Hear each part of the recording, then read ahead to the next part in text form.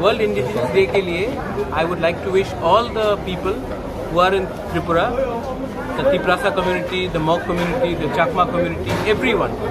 I would like to wish them a happy World Indigenous Day.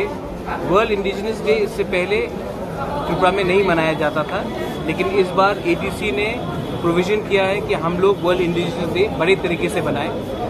ये indigenous day एक बड़ा message है। आप जानते हैं कि हमारा यहाँ में स्थिति बहुत ख़राब है।